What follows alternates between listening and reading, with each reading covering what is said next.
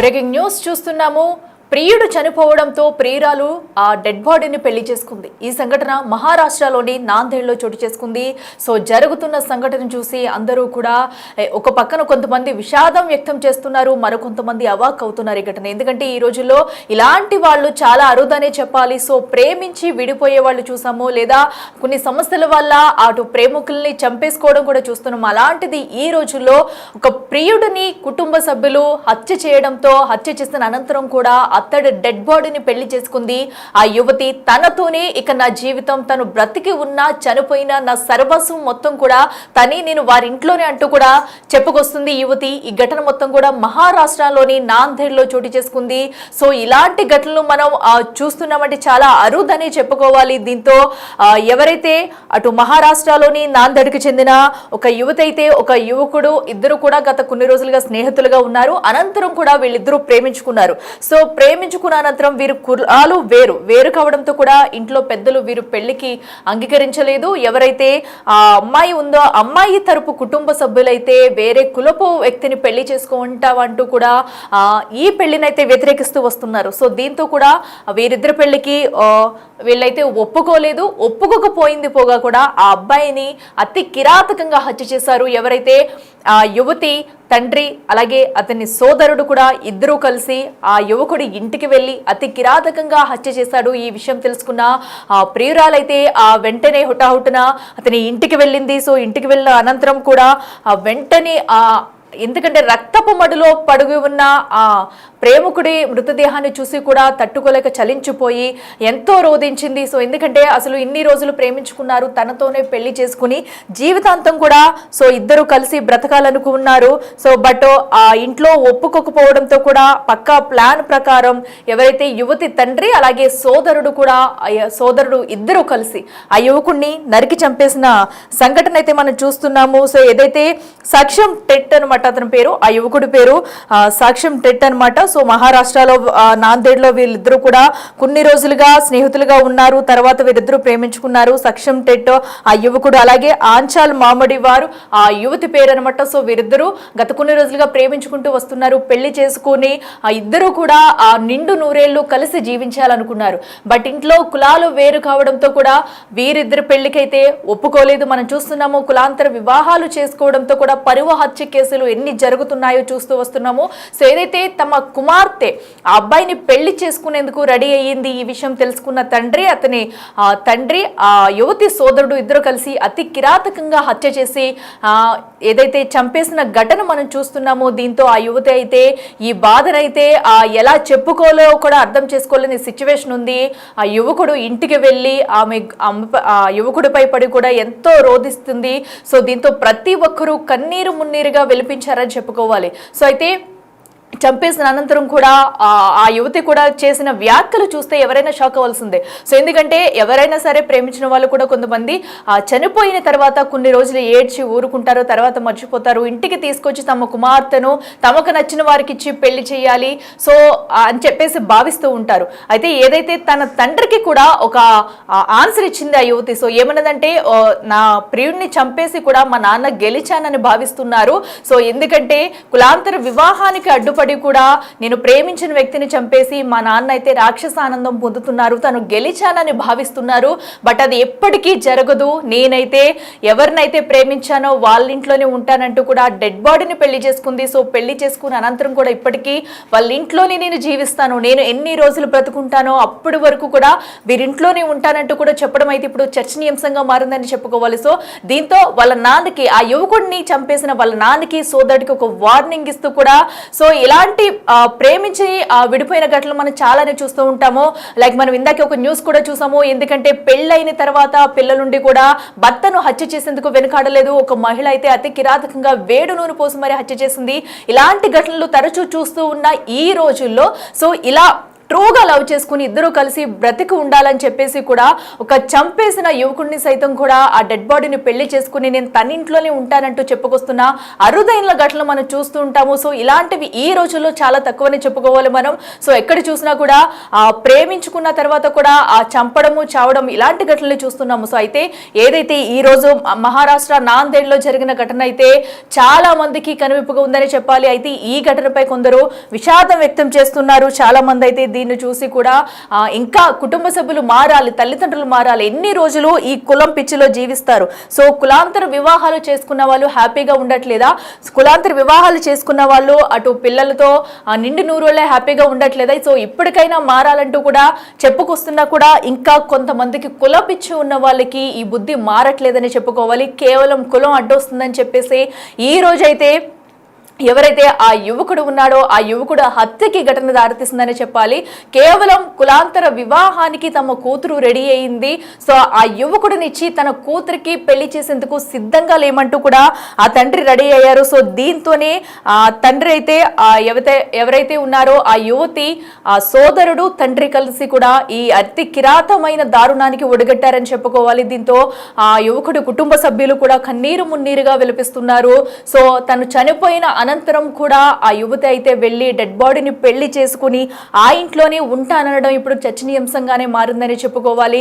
So దీంతో ఆ కుటుంబ సభ్యులు ఆ యువతిని చేరదీసి సో తమ కుమారుడు ఒక పక్కన చనిపోయాడన్న బాధ ఒక పక్కన దిగమింగుతూనే ఏదైతే అందరినీ వదిలేసుకుని వచ్చిన ఆ యువతి చనిపోయిన అనంతరం కూడా మా కొడుకుని పెళ్లి చేసుకుని మరి చనిపోయిన అనంతరం కూడా కొడుకుని పెళ్లి చేసుకుని మా ఇంట్లోనే ఉంటానని చెప్పడం కూడా కాస్త వరకు షాకింగ్ విషయంగానే అని చెప్పుకోవచ్చు మనం.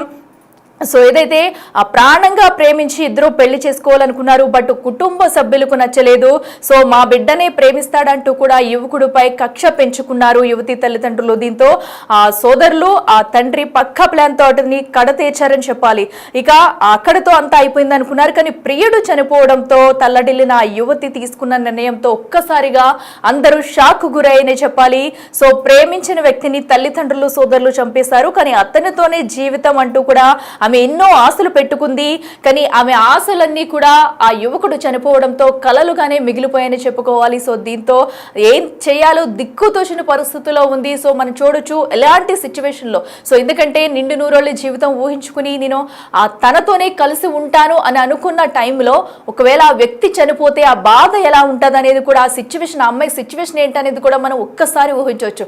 బట్ అలాంటి టైంలో ఆమె అంత స్టాండర్డ్ గా తను తీసుకున్న ఒక నిర్ణయం అయితే ఇప్పుడు అందరినీ షాక్ గురి చేస్తుందని చెప్పుకోవాలి. సో చాలా మంది వీక్ అయిపోయి తను చనిపోవడమా లేదంటే వదిలేసి వాళ్ళ కుటుంబ సభ్యులు వినడమా చేస్తూ ఉంటారు. బట్ నా జీవితం నేను బ్రతికి ఉన్నా చనిపోయిరా నేను తన ఇంట్లోనే ఉంటాను, నేను ప్రేమించిన వ్యక్తితోనే ఉంటాను, వారి కుటుంబ సభ్యులతోనే ఉంటానంటూ కూడా తను ఒక గట్టి నిర్ణయం తీసుకుంది. డెడ్ బాడీని పెళ్లి చేసుకుని ఇదే నా అత్తారిల్లు, తనే నా భర్త, నేను కలిసి బ్రతికి ఉన్నన్ని రోజులు కూడా తనతోనే ఉంటాను, తన జ్ఞాపకాలతోనే బ్రతుకుతూ ఉంటాను, మేమిద్దరం కలిసి ఉన్న రోజుల్లో ఎన్నో ఊహించుకుంటూ ఉంటారు. సో పెళ్లి చేసుకోవాలి, పిల్లలు కనాలి, వీటి జ్ఞాపకాలతోనే మేము బ్రతుకుతాము.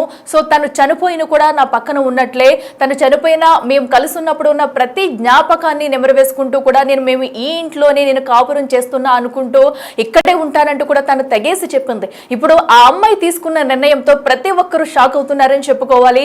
మరో పక్కన ఆ యువకుడి కుటుంబ సభ్యులకు కూడా ఇప్పుడు తన వెళ్ళి అక్కడ ఉండడం కాస్త ఊరటనిస్తుందని చెప్పుకోవాలి. ఎందుకంటే కన్న కొడుకుని కడతీర్చిన తల్లిదండ్రులని చూసి ఎవరైతే ఉన్నారో ప్రతి ఒక్కరు కూడా కక్ష పెంచుకుంటూ ఉంటారు. తమ కొడుకుని అంత అతి కిరాతకంగా ముక్కలు ముక్కలుగా నరికి చెప్పిన ఘటనని తల్లిదండ్రులు ఎవరు చూసినా కూడా మనకి ఏ స్థాయిలో అసలు ఆ రక్తం మరిగిపోయి ఏ స్థాయిలో వారి మీద కసి తీర్చుకోవాలనుకుంటూ ఉంటారు. సో అలాంటి వారికి ఆ యువతి వెళ్ళి కొంచెం ధైర్యం కూడా చెప్పింది అనుకోవచ్చు. సో ఇప్పుడు ఆ యువతికి ధైర్యం చెప్పేవాళ్ళు కావాలి, ఆ కుటుంబ సభ్యులకు ధైర్యం చెప్పేవాళ్ళు కావాలి. సో అయితే ఇప్పుడు ఈ అమ్మాయి తీసుకున్న నిర్ణయం అయితే ఇప్పుడు ఒక సంచలనంగా మారిందని చెప్పుకోవాలి. మహారాష్ట్ర నాందేడ్లో చోటు చేసుకున్న ఈ ఘటన అయితే ప్రతి ఒక్కరిని కంటతడి పెట్టొస్తుందని చెప్పుకోవాలి. ఇంకెన్ని రోజులు కులం పిచ్చిలో ఉంటూ కూడా ఇలాగ కన్న కూతుళ్ళని కొడుకుల్ని దూరం చేసుకుంటారు, ఇంకెన్ని రోజులు కులం పిచ్చిలో మగ్గిపోతారంటూ కూడా పలువురు ఇప్పటికే ఎన్ని ప్రశ్నలు సంధిస్తున్నా, ఎంత వ్యతిరేకత వస్తున్నా కూడా కొంతమందిలో ఇంకా మార్పు రావట్లేదని చెప్పుకోవాలి. సో కులాన్ని అడ్డం పెట్టుకుని నా కూతుర్ని ఇవ్వను, నా కొడుకుని ఇవ్వనంటూ కూడా ఇలాగా పరువు హత్యలకు అయితే పాల్పడుతున్నారు. సో ఇలాంటి మన గతంలో చాలా చూసాము. సో కొన్ని ఇటు తెలుగు రాష్ట్రాల్లో కూడా పరువు హత్య కేసులు ఎన్నో చూస్తూ వస్తున్నాము. సో ఇలాంటిది ఏం జరిగింది, కొన్ని కుటుంబాలు నాశనం అయిపోయి చివరికి తండ్రి కూడా మరణించిన ఘటనలు అయితే చూసాం మన తెలుగు రాష్ట్రాల్లో కూడా.